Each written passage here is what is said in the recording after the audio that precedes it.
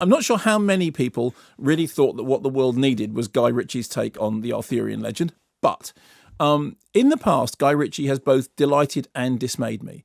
I quite like Lock, Stock, and I didn't at all like Revolver. I very much liked the Sherlock Holmes movies. And in fact, I used the Sherlock Holmes movies as an example of, isn't it great when somebody about whose work you have pretty much, given up, makes something that's really terrific. And he did it not once, but twice. And I thought those films had a real panache to them. I love joie de vivre. They had a joie de vivre, exactly. Despite the fact that they look like Hammer horror films, they had the joie de vivre, which is a nice sort of dark and light thing. So now we have what I suppose can best be described as a sort of an origin story, a kind of superhero origin story of King Arthur, Sword in the Stone story. So we start off, and you've seen the film as well, so I would, please feel free to. We start off with a bunch of CGI-tastic landscapes and a massive sort of elephant versus wall fight sequence. Yes, I was sighing at that point. That noise that you made just then, yeah. And there was the thing, Camelot, just always reminded me of it's only a model. Exactly. Yeah, so you and I were in exactly the same place. It's only a model. That was my fear. I was waiting for Tim the Enchanter. Okay, fine. Then, after some backstory explanation, we effectively get Charlie Hunnam is our hero, son of, and correct me if I'm wrong, because there were moments when I found myself losing the plot. Eric Banner's Uther Pendragon, yes, yep. Correct, with whom his wicked uncle Vortigern, played by Jude Law, is bang out of order. So poor old Charlie Humdrum grows up in poverty, whilst Law is left with all the scenery he can chew. And are sort of, this is a bit like the Lion King, isn't it? Basically, this is what's happened, because the bad uncle Mustafa has taken over, and everything else is dying because the bad uncle's in charge.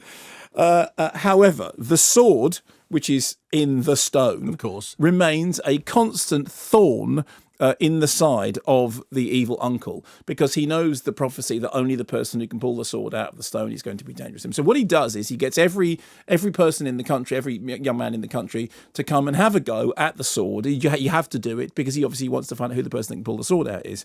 Enter, like a King Herod moment, that was. Enter David Beckham, who, as Charlie Hunnam, has to step up to the sword, and David Beckham says, 10 fingers round the blunt end, give it a tug. Right foot, left foot, then back on the barge. God blimey. I think that's all he says, actually. I think that's the whole thing. As I said before, a lot of things not Eric Cantona. However, obviously, sword comes out. Next thing we know, Charlie and Jude are having the standoff. Is a clip. You've got the wrong man, sire. I was born in a brothel on a bridge in Londinium. The sword can only be drawn by Uther Pendragon, or his direct heir. You felt it, didn't you? The power. That's what put you out. You just don't know how to control it.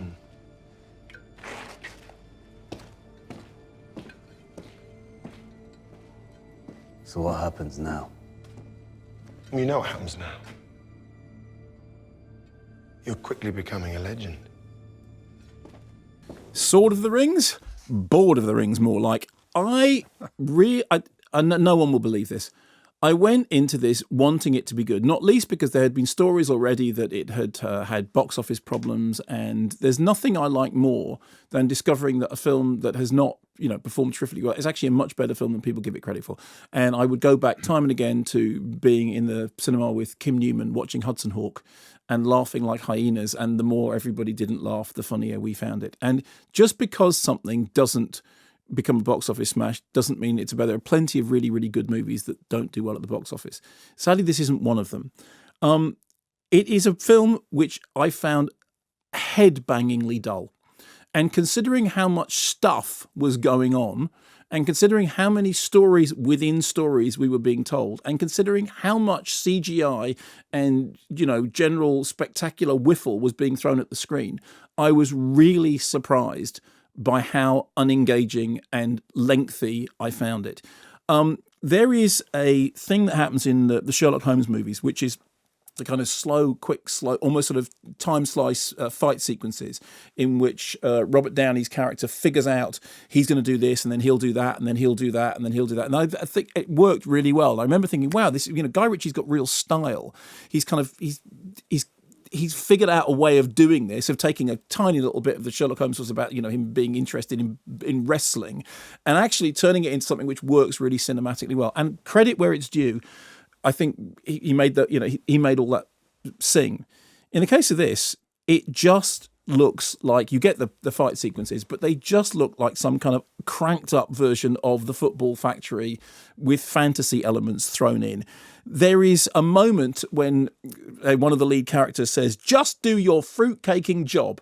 And you think, I'm sorry, this line, I know that there's certain things in it that are meant to be funny, but I don't think this line was particularly meant to be funny. Obviously, incidentally, I was editing on the hoof. He doesn't actually say that. You understood that? No, I did quite. You got that? I Okay. did quite understand that. And so what happens is there's this constant thing about, let me tell you how this is going to work, or let me tell you a story in which so-and-so is going to do this, and then that, and then this happened, and then it'd be a bit late, a bit wait, a bit whoa, a bit woo, a bit, and like every 5 minutes, everything stops while somebody does some exposition in the manner of a bunch of Larry geezers planning out a job. It's going to go like this. He's going to go there. He's going to go there. He's going to go what? He's going to go wait. He's going to woo. And in the middle of all of that, there is a 3-second cameo by Guy Ritchie himself, which is the longest 3 seconds I've seen in a very long time on screen.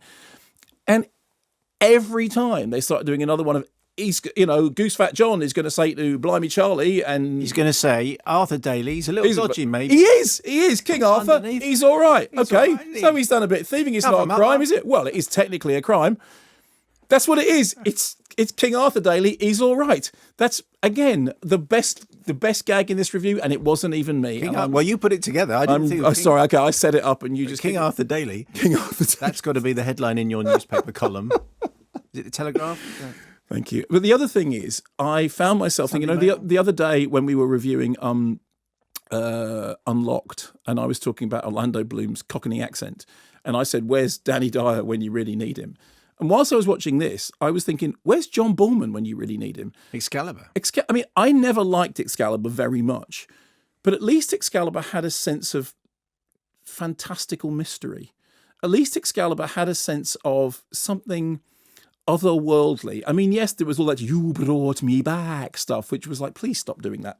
I don't remember that bit. It's the Merlin stuff. But in the case of this, a little bit of mystery, just a little bit of magic, just a little bit of something that didn't look like an offcut from a Rammstein video attempting to do an impression of the Battle of Helm's Deep, and didn't then, whenever the plot ground down, you go, oh, there's the massive snake from Harry Potter. There's the sword that's attempting to look like a lightsaber. There's Jude Law turning into Emperor Palpatine. But all it does is remind you of all the other fantasy franchises that you'd rather be watching. I thought it was stunningly dull.